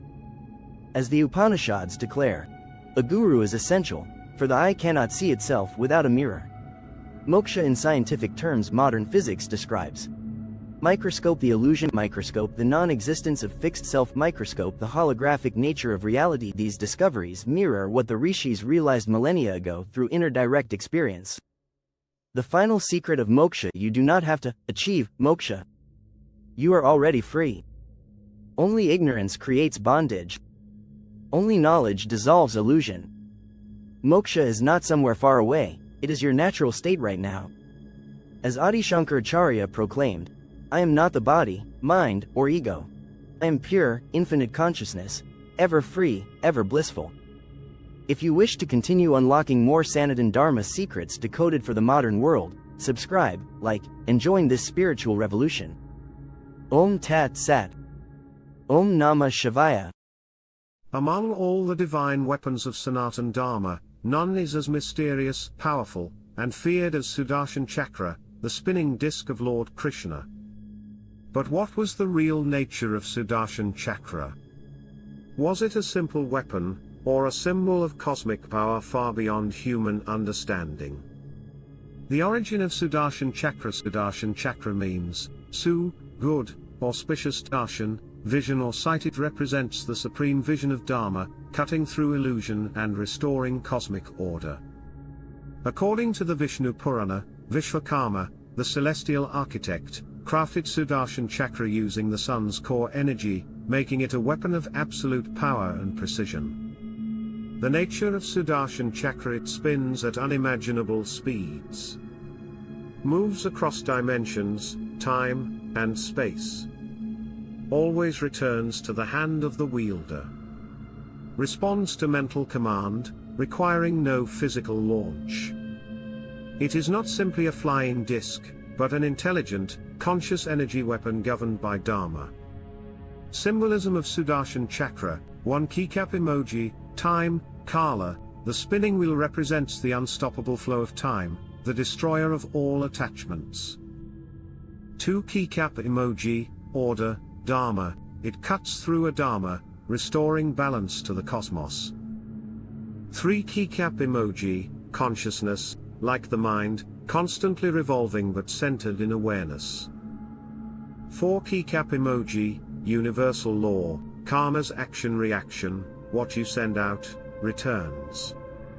Sudarshan in action, Mahabharat and beyond. Krishna uses it to protect Draupadi's honor, cutting off Shishupala's head after 100 offenses. Used to block the sun momentarily to aid Arjuna in defeating Jayadratha. Capable of neutralizing any astra or cosmic threat instantly. Its power is both destructive and protective, always in service of Dharma. Is Sudarshan Chakra scientific? While modern science cannot replicate such a weapon, its description hints at microscope emoji, quantum-level precision targeting, microscope emoji, self-guided artificial intelligence, microscope emoji, dimensional manipulation, microscope emoji, infinite energy source. In some ways, it resembles highly advanced autonomous drone or air-controlled weaponry, but far more sophisticated. The inner Sudarshan, consciousness weapon on a spiritual level. Sudarshan represents the mind that cuts through ignorance, the intellect that pierces illusion, the inner eye, Angya Chakra, that guides the seeker to truth. Yogis invoke Sudarshan energy through mantras to cut through inner negativity and external obstacles. Sudarshan mantra: Om Sudarshanaya Vidmahe Mahajwalaya Dhimahi Tano Chakra Prachodayat. This mantra invokes protection, clarity, and spiritual purification. Who can wield Sudarshan? Only those who are completely aligned with Dharma, free of ego, balanced in compassion and justice. In unworthy hands, such power would lead to destruction, thus only avatars like Krishna and Vishnu wield it. The ultimate lesson of Sudarshan: power without Dharma leads to chaos. Dharma with power creates balance. The Sudarshan Chakra is not just a weapon, it is the wheel of cosmic justice. The one who wields it, wields responsibility over time itself. If you wish to unlock more hidden Sanatan Dharma secrets decoded for the modern world, subscribe, like, and join this global spiritual revolution. Om Namo Bhagavate Vasudevaya. Om Tat Sat. For thousands of years, the sacred fire ritual known as yajna has remained at the heart of Sanatan Dharma. But what is the real science behind yajna? Were these just symbolic offerings to gods, or do they hide powerful energetic and environmental knowledge that modern science is only beginning to understand? What is yajna? The word yajna means, small orange diamond emoji, sacrifice, small orange diamond emoji, offering, small orange diamond emoji, union with the divine through offerings into the sacred fire. Yajna creates, small orange diamond emoji, purification, small orange diamond emoji, energetic transformation, small orange diamond emoji, cosmic alignment. Yajna is not superstition, it is an ancient energy technology. The 5 main components of yajna: 1 keycap emoji, Agni, fire, the messenger between humans and devas. 2 keycap emoji, mantra, sound, vibrational programming of the offering. 3 keycap emoji, dravya, materials, specific herbs, ghee, grains, each with vibrational properties. 4 keycap emoji, devata, deity, the invoked cosmic force. 5 keycap emoji, yajamana, practitioner, the human transmitter of intention. Together, these create a bioenergetic and quantum interaction.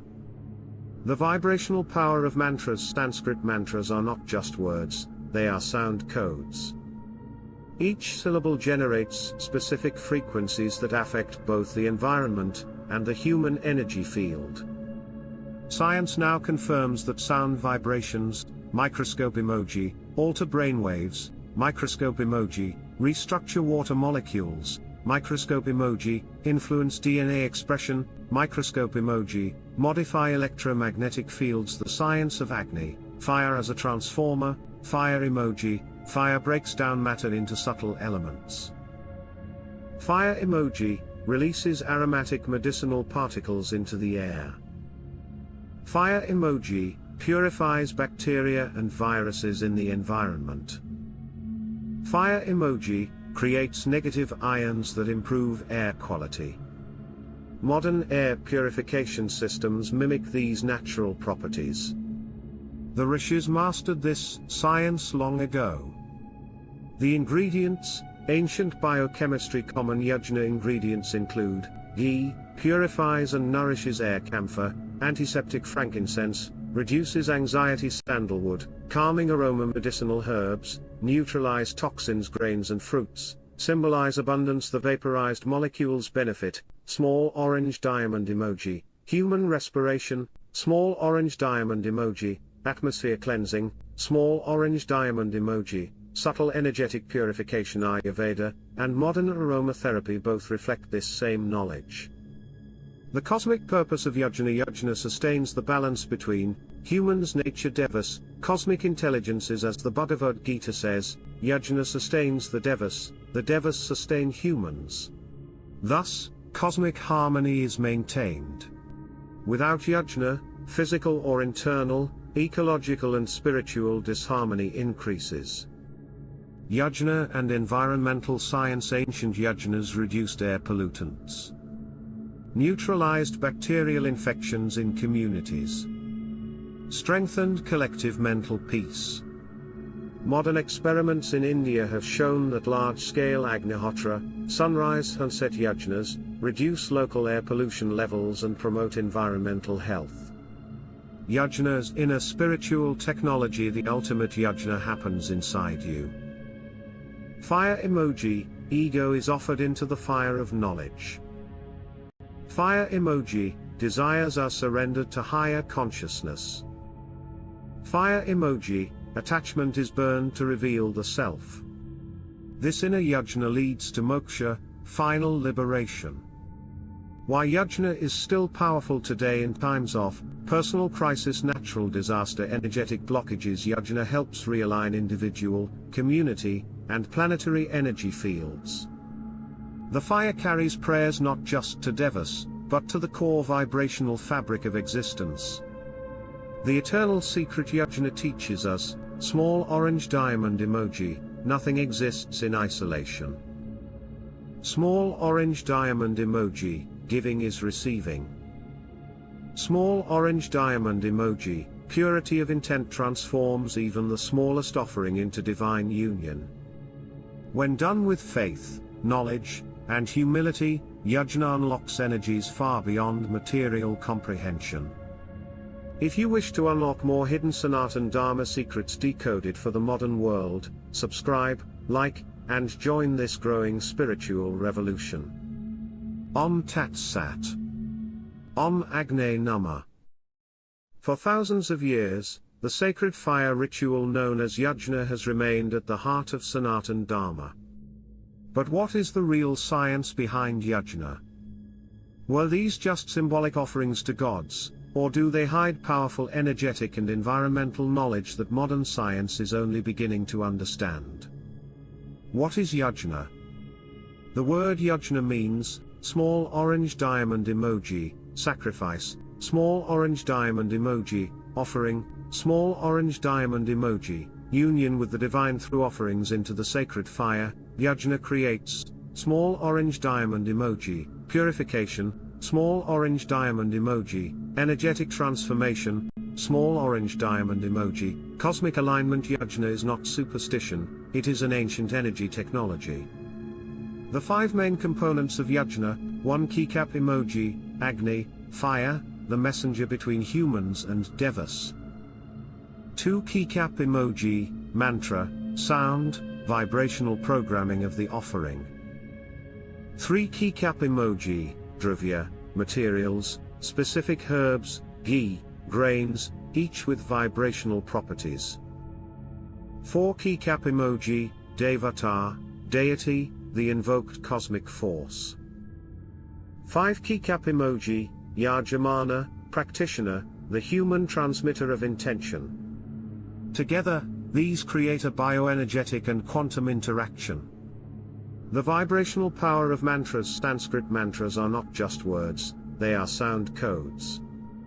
Each syllable generates specific frequencies that affect both the environment and the human energy field. Science now confirms that sound vibrations, microscope emoji, alter brainwaves, microscope emoji, restructure water molecules, microscope emoji, influence DNA expression, microscope emoji, modify electromagnetic fields. The science of Agni, fire as a transformer, fire emoji, fire breaks down matter into subtle elements. Fire emoji, releases aromatic medicinal particles into the air. Fire emoji, purifies bacteria and viruses in the environment. Fire emoji, creates negative ions that improve air quality. Modern air purification systems mimic these natural properties. The Rishis mastered this science long ago. The ingredients, ancient biochemistry. Common yajna ingredients include ghee, purifies and nourishes air; camphor, antiseptic; frankincense, reduces anxiety; sandalwood, calming aroma; medicinal herbs, neutralize toxins; grains and fruits, symbolize abundance; the vaporized molecules benefit; small orange diamond emoji, human respiration; small orange diamond emoji, atmosphere cleansing; small orange diamond emoji, subtle energetic purification. Ayurveda and modern aromatherapy both reflect this same knowledge. The cosmic purpose of yajna. Yajna sustains the balance between humans, nature, devas, cosmic intelligences. As the Bhagavad Gita says, yajna sustains the devas sustain humans. Thus, cosmic harmony is maintained. Without yajna, physical or internal, ecological and spiritual disharmony increases. Yajna and environmental science. Ancient yajnas reduced air pollutants, neutralized bacterial infections in communities, strengthened collective mental peace. Modern experiments in India have shown that large-scale Agnihotra, sunrise sunset yajnas, reduce local air pollution levels and promote environmental health. Yajna's inner spiritual technology. The ultimate yajna happens inside you. Fire emoji, ego is offered into the fire of knowledge. Fire emoji, desires are surrendered to higher consciousness. Fire emoji, attachment is burned to reveal the self. This inner yajna leads to moksha, final liberation. Why yajna is still powerful today in times of personal crisis, natural disaster, energetic blockages. Yajna helps realign individual, community, and planetary energy fields. The fire carries prayers not just to devas, but to the core vibrational fabric of existence. The eternal secret yajna teaches us, small orange diamond emoji, nothing exists in isolation. Small orange diamond emoji, giving is receiving. Small orange diamond emoji, purity of intent transforms even the smallest offering into divine union. When done with faith, knowledge, and humility, yajna unlocks energies far beyond material comprehension. If you wish to unlock more hidden Sanatan Dharma secrets decoded for the modern world, subscribe, like, and join this growing spiritual revolution. Om Tat Sat. Om Agne Nama. If you read this line, it is a direct oath being given to Lord Hanuman, just like we speak to each other in a friendly, heartfelt way. The words are crafted to invoke that kind of divine energy within you. If someone finds something more powerful than the Hanuman Chalisa, they too will benefit. They may even use it for good deeds. That's why what I'm about to share isn't widely known. It's very old, very sacred, meant for everyone, but not accessible to many. Why? Because the power of Hanumanji in this is greater than even the Hanuman Chalisa. Today, I'm sharing my personal real-life experience of how something more powerful than Hanuman Chalisa changed my life. Some may have heard of it, but few understand it fully. Listen carefully, I'll explain why it's so powerful. I'm talking about Bajrang Baan, which is a powerful invocation of Hanumanji. But unlike Hanuman Chalisa, you cannot recite Bajrang Baan casually or repetitively. You cannot treat it like a daily routine, reciting it morning and evening mindlessly. Even if you do chant it, your mental state must be pure, calm, and focused. I'm not trying to scare you. Anyone can use it, but it must be approached with respect and sincerity. Nothing negative will happen. In fact, what follows will be deeply positive. I'm sharing this based on what I personally went through. Since childhood, Hanumanji has been my Ishtadev, my chosen deity. Like how kids carry a favorite toy with them, I used to carry a small idol of Hanumanji everywhere, while sleeping, bathing, eating. I still remember that tiny inch-sized colored idol, like the ones people hang in their vehicles. I'd even take it to school. At night, I'd place it under my pillow or wrap it in a napkin and treat it like a blanket. Whatever I ate, I'd offer a small portion first to that idol. I didn't fully understand what I was doing, but I did it with love and innocence. As I grew older and started walking the spiritual path, especially after my guru came into my life, I realized those were not just games or childish imagination, they were early signs of a divine connection. I thought I was imagining Hanumanji's presence back then, but today I know it was much more. Bajrang Baan brought enormous transformation in my life. Whenever I was in serious trouble, I recited it from the heart, and every time, it worked. Why does this happen? Because Bajrang Baan is designed in a specific energetic structure. It contains repeated phrases, powerful sound vibrations, and divine invocations that activate very real energies within you. Inside Bajrang Baan, there is a specific paragraph that holds tremendous power. If you read it closely, you'll see that a direct oath is being made to Hanumanji, just like how we say in daily life, I swear on my parents, I swear on God. Similarly, in Bajrang Baan, a vow is made upon Lord Sri Ram, requesting Hanumanji's help. The devotee says, I don't know mantras, I don't know tantra, I don't know how to properly worship you, but I've come to your shelter. I swear on your Lord Ram, you must help me. This creates a sacred obligation. That's what makes Bajrang Baan uniquely powerful. Its mantras aren't random words, they are beach mantras, seed sounds connected to your chakras, your inner energy systems. That's what makes them spiritually potent. This combination of faith, mantra, and surrender creates a powerful spiritual tool. Now let me tell you how to use it.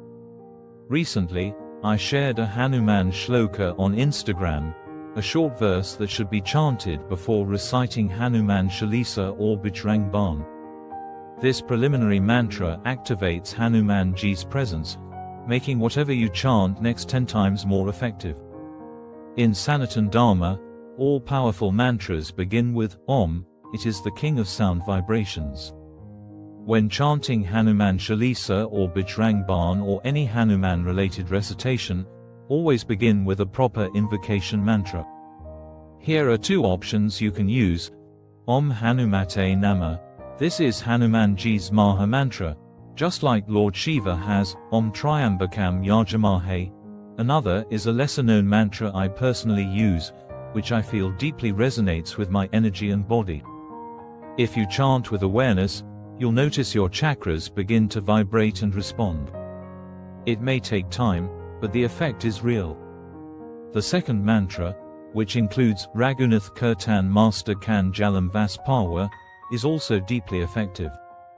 You can search Bajrang Baan on YouTube and follow along. But again, don't chant Bajrang Baan every day. Use it only when you're in real need, when you truly seek Hanuman Ji's intervention. Recite the invocation mantra first, then chant the Baan with complete surrender. Whether or not you are perfect, Hanuman Ji hears sincerity. He understands even the smallest act of faith. Sometimes, we are not fully honest, but our emotions still generate spiritual energy, and Hanuman Ji responds. I sincerely pray that Hanuman Ji enters your life, helps you in every difficulty, and blesses you with strength and peace. Hanuman Ji is immortal. He is still present with us. Even in Kaliyug, Bajrangbali is active. We have nothing to fear as long as we remember him. With that, I offer my namaskars. Om Namah Shivaya. Om Jai Shri Ram, Jai Bajrangbali. Running a live stream, also join that 45-day challenge to revive Sanatan Dharma begins, and reaching 39.99 billion net worth become part of the journey. I hope you can see from my hand, there is a bone here. Apply pressure for 2-3 seconds, then release gently. Today, I'm going to give you siddhis. Some of you may comment that siddhis can't be gained from a single video and accuse me of doing it for views. But let me clarify, I'm not talking about mahasiddhis which require extreme penance, a guru, and divine blessings. Instead, I'll show you Laghu siddhis, minor yet powerful techniques from Ayurveda, Sanatan Dharma, Chakra Samhita, and other ancient scriptures, that make you look and feel superhuman. These practices give you control over your mind, body, and environment. You don't need expensive tech.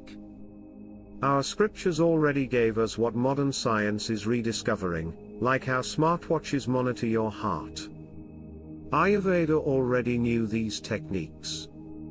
In this video, I will teach you 5 to 6 powerful tricks. Each one will help you unlock a different superhuman ability. Stick with me till the end, the last one is the most powerful. Trick 1. Activating mental clarity and energy on demand. Sometimes, you need to activate creativity or intense focus, like during an exam or public speaking. Our body has 2 primary energy channels, Pingala Nadi, right nostril, and Ida Nadi, left nostril. Pingala activates physical energy, Ida activates mental calm and creativity. Place your finger below your nose. You'll notice one nostril is more active than the other, this changes every 21 minutes. If your left side, Ida, is dominant, but you need right side, Pingala, energy, block your left nostril for 5 to 10 minutes and breathe normally. Pingala will activate. If you want to enhance calmness or creativity, block the right nostril. Remember, right equals outer awareness, left equals inner awareness. You now control your energy flow consciously. Trick 2. How to sleep correctly for brain and gut health. Modern science now says, sleeping on the left side is best. Ayurveda said this centuries ago. Here's why. If Ida, left, is active at bedtime, lie on your left side to close Ida and open Pingala, right. Pingala keeps the body warm and digestive fire active. This clears your gut, relaxes your brain, and detoxes unwanted emotions absorbed during the day. You wake up refreshed, light, and energized. Trick 3. Control body temperature without external tools. If you're stuck in a hot place without water, use Chandrabadana Kriya. Inhale from the left nostril, Ida, and exhale from the right, Pingala. This cools your body internally and reduces thirst. If you're cold and need to warm up, do the opposite. Inhale from Pingala and exhale from Ida. This is Surya Badana Kriya. Yogis in the Himalayas survive extreme cold with this technique. You can use this to control pimples, colds, or internal temperature shifts, naturally and without medicine. Trick 4. Test your body's agility and longevity even if you don't exercise or do yoga. This one test shows your body's strength and future fitness. Sit down on the floor and stand up without using your hands. Try this 3 to 4 times. If you can do it comfortably, your body is in excellent condition. If not, start this as a daily exercise. Within a month, you'll notice improved flexibility, reduced joint pain, better balance, and enhanced mental strength. This single yogic movement aligns your body for longevity and youthfulness. Trick 5. Master Pulse Diagnosis. Ancient smartwatch use 3 fingers to check your pulse just behind the thumb bone, under the wrist. Press lightly for 2 to 3 seconds and release. You'll feel 3 types of rhythms: index finger, like a snake's smooth glide; Vata middle finger, like a frog's jump; Pitta ring finger, like a swimming fish; Kapha. If all 3 feel distinct and balanced, your body's Vata, Pitta, and Kapha doshas are in harmony, you're in perfect health. If not, it means imbalance. Do yoga, pranayama, or rest to correct it. With practice, you'll even be able to sense future illness or danger, just like a smartwatch alerting a heart issue. Ancient Ayurveda gave us this technique long before modern devices. These were 5 secret Ayurveda tricks to become superhuman. If any part confused you, re-watch the video. These are powerful tools passed down for centuries, and you now have access. Want to learn more advanced siddhis and pulse reading techniques? Subscribe to the channel and comment below. Om Namah Shivaya. Namaskar. I hope you can see from my hand, there is a bone here. Apply pressure for 2-3 seconds, then release gently. Today, I'm going to give you siddhis. Some of you may comment that siddhis can't be gained from a single video and accuse me of doing it for views. But let me clarify, I'm not talking about mahasiddhis which require extreme penance, a guru, and divine blessings. Instead, I'll show you Laghu siddhis, minor yet powerful techniques from Ayurveda, Sanatan Dharma, Chakra Samhita, and other ancient scriptures, that make you look and feel superhuman. These practices give you control over your mind, body, and environment. You don't need expensive tech. Our scriptures already gave us what modern science is rediscovering, like how smartwatches monitor your heart. Ayurveda already knew these techniques. In this video, I will teach you 5 to 6 powerful tricks. Each one will help you unlock a different superhuman ability. Stick with me till the end, the last one is the most powerful. Trick 1. Activating mental clarity and energy on demand. Sometimes, you need to activate creativity or intense focus, like during an exam or public speaking. Our body has two primary energy channels, Pingala Nadi, right nostril, and Ida Nadi, left nostril. Pingala activates physical energy, Ida activates mental calm and creativity. Place your finger below your nose. You'll notice one nostril is more active than the other. This changes every 21 minutes. If your left side, Ida, is dominant, but you need right side, Pingala, energy, block your left nostril for 5 to 10 minutes and breathe normally. Pingala will activate. If you want to enhance calmness or creativity, block the right nostril. Remember, right equals outer awareness, left equals inner awareness. You now control your energy flow consciously.